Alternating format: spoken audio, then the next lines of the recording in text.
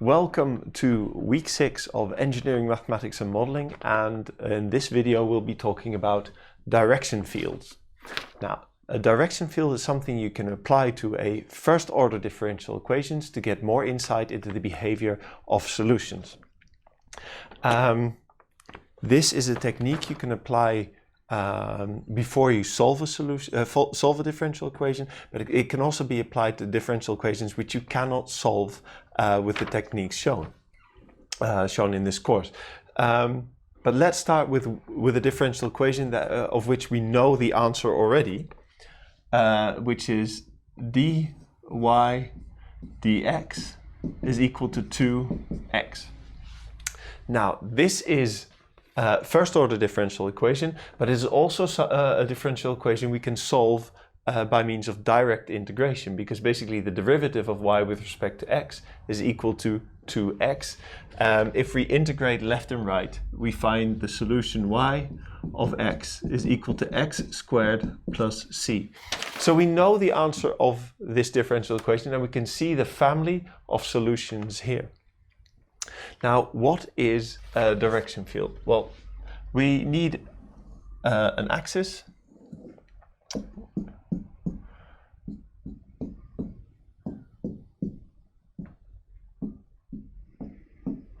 and we have an independent variable x, a dependent variable y, and we basically have a grid for all values of x and y. And of course we have negative values here as well. In the next step is for every grid point, for some value x1 and y1, we look at the derivative, which will be this part here. So we look at the value of dy dx for this combination of x and y. And let's say if the derivative is 0, we know that the direction tangent to the solution will be 0. So here we plot the derivative. If the derivative is equal to 1, and if it were infinite, it will be up there. It can also be minus 1.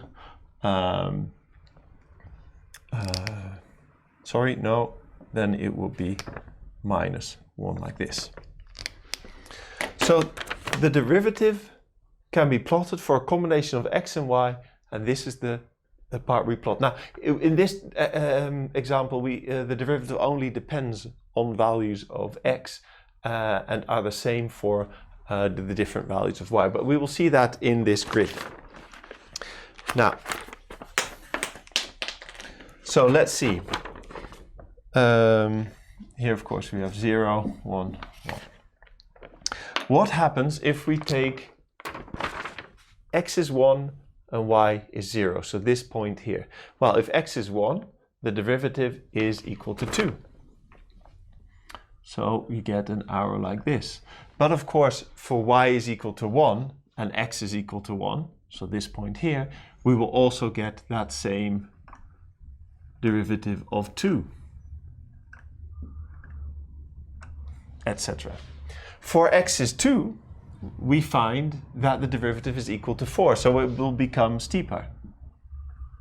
And of course, as we're plotting this, a computer will be able to do this very accurately. Here you just get a sense. For higher values of x, so 3, it becomes 6, even steeper, and on.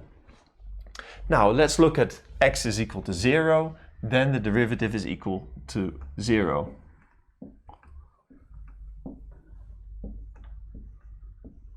If we have x is equal to minus 1, then the derivative here will be equal to minus 2.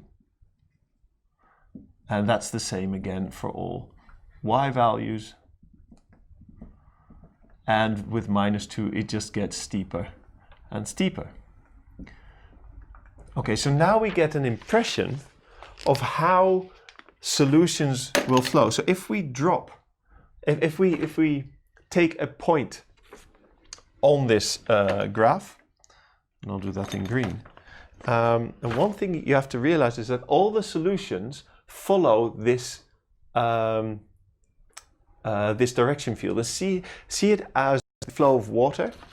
And if you drop something in the water, it will follow these arrows. So a solution. Oh, and it is very important. Solutions to differential equations never cross each other. So if we were to start here and we follow the lines, we might get this solution here. And that looks distinctly as a parabolic function. And it is, because we saw that our solutions were parabolic equations, x squared plus some constant. So we have our, and okay, this is not quite drawn to scale, but we have our solutions. This is x squared plus 0. This one here is x squared plus 1, x squared plus 2, and of course we have them here as well, where c is minus 1. And we see that the solutions can be found by following this flow pattern. Now, for this differential equation, it's quite easy to find the solutions, but you can imagine that you can do this for very, very complex differential equations.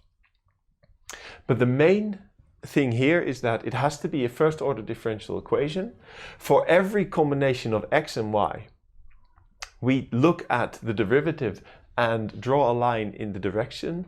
So this will be the derivative of 0, this will be 1, this will be minus 1, and this will be infinity, which of course you can't use as a real number. So yeah, I'll just leave that. And it gives us an impression of what the solutions look like. And this is a simple direction field, but you could also have very complex revolving solutions, or things where they contract to a point or expand. But this gives you a very good impression of what solutions may look like. Well, in the next examples, we'll look at slightly more complex differential equations, and just to get a more of a feel for the direction field. Let us consider the next example. We have this differential equation, dy dx is equal to y minus 2. It's a first order differential equation, and we know what the solutions look like. We can calculate the solutions using separation of variables, but let's have a look if we can figure out their shape based on the direction field. Now, the derivative only depends on y, so it doesn't matter which value for x you plug in. The values for a given value of y will always be the same.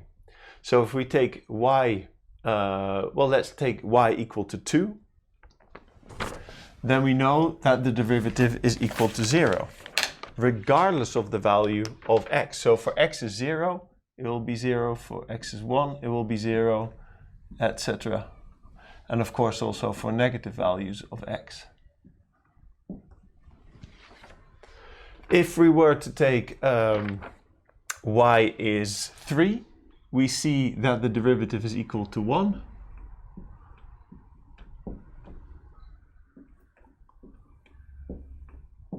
So the derivative is equal to 1, so we go 1 to the right, 1 up.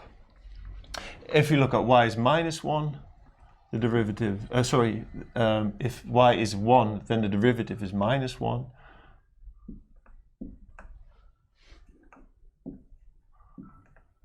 If we look at y is 0, we get minus 2, so it just goes down a bit more steeply.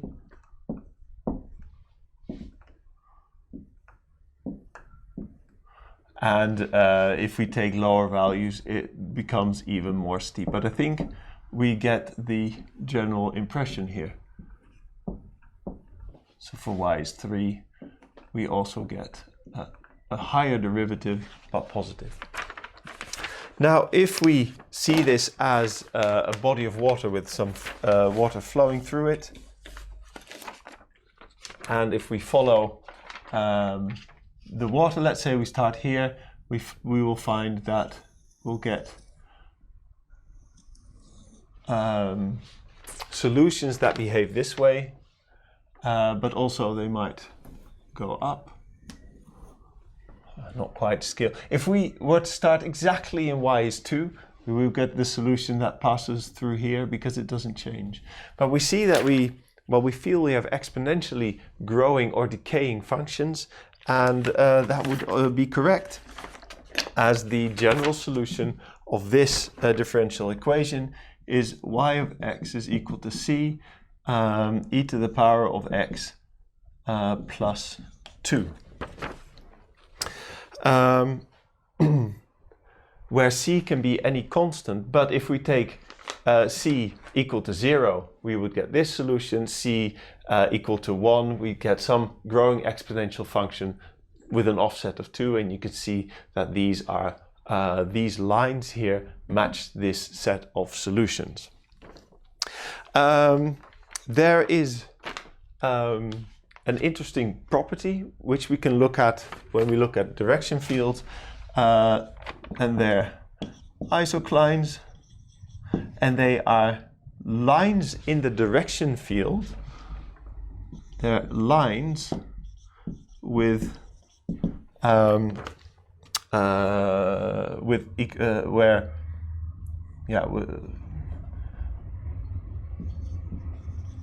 where all points have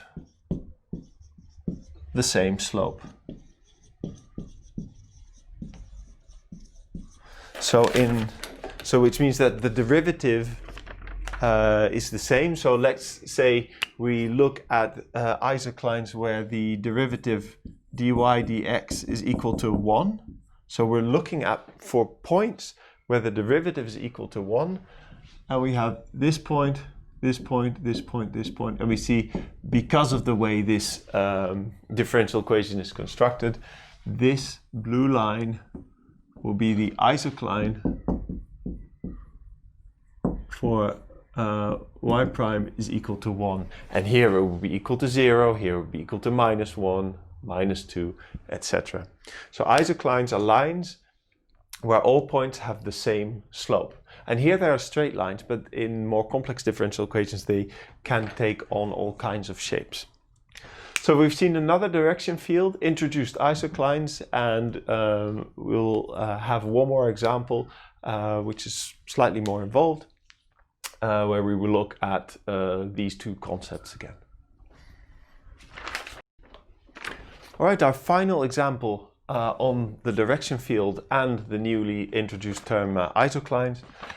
We look at dy dx is equal to y times y minus 3. Now this is not something you'd be able to solve quite easily. So to get a feel of what these solutions do, let's look at the direction field. Now we see that the derivative doesn't depend on x, so we only have to look at different values of y. Well, let's start with y is equal to 0. Well, then we see immediately the derivative is equal to 0. Interestingly enough, if y is equal to 3, the derivative is also equal to 0.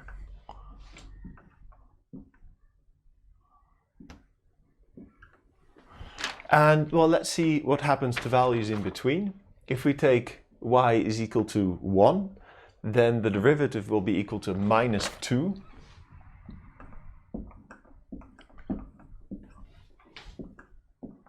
If we look at y is 2, then the derivative will be equal to 2 minus 1 is equal to -1 times 2.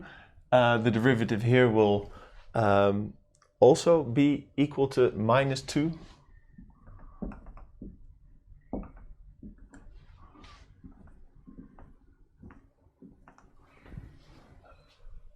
If we look at y is 4, we get a derivative of 4. So here it is very steep. And then I'll look at -1. then we have a derivative of plus 2.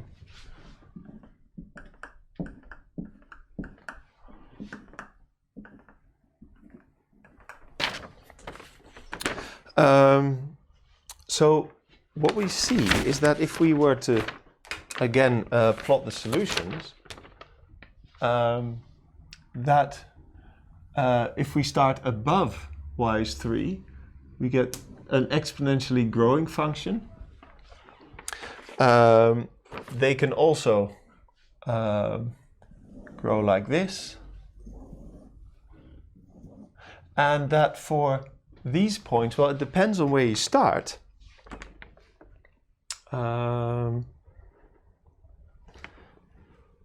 Oh yes, so if you start just below y is 3,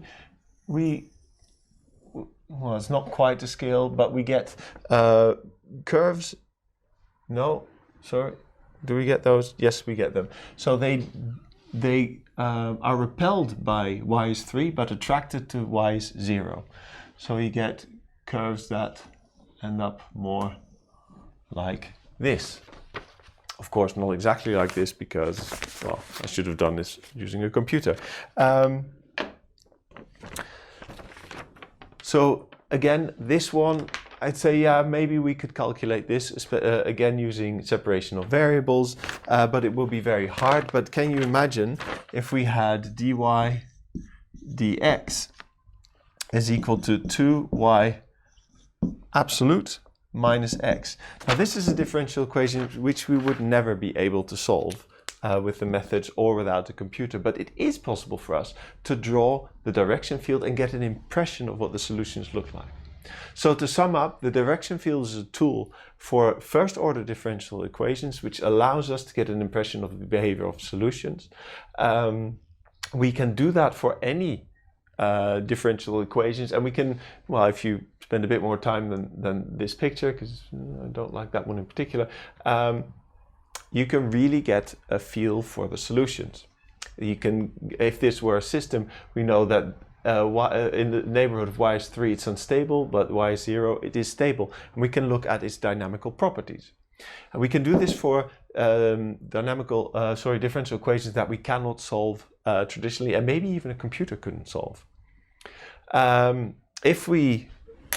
There's also the property of isoclines, lines where the slope is the same, and again here these are the same for constant values of y. So if we wanted the isocline for dy, let's get a better pen. Let's find a better pen. For this one, dy dx is equal to minus 4. So all the points in the direction field where the slope is equal to minus 4, well, we know that minus 4 is equal to y times y minus 3, and this is an equation for which we can solve, and we'll get solutions of the form, for example, well, let's write this out here anyway. Minus 4 is equal to y squared minus 3y. We can solve this. Y squared minus 3y plus 4 is equal to 0. We get solutions y minus 4 times y plus 1 equals 0. And we find that for y is equal to 4, that is this line, and for y is equal to minus 1, we get those isoclines. So here we have the solutions y is equal to 4 and y is equal to minus 1. So these are the two isoclines for the derivative of minus 4. Well, this concludes the direction field. We have quite a lot of exercises to practice with this.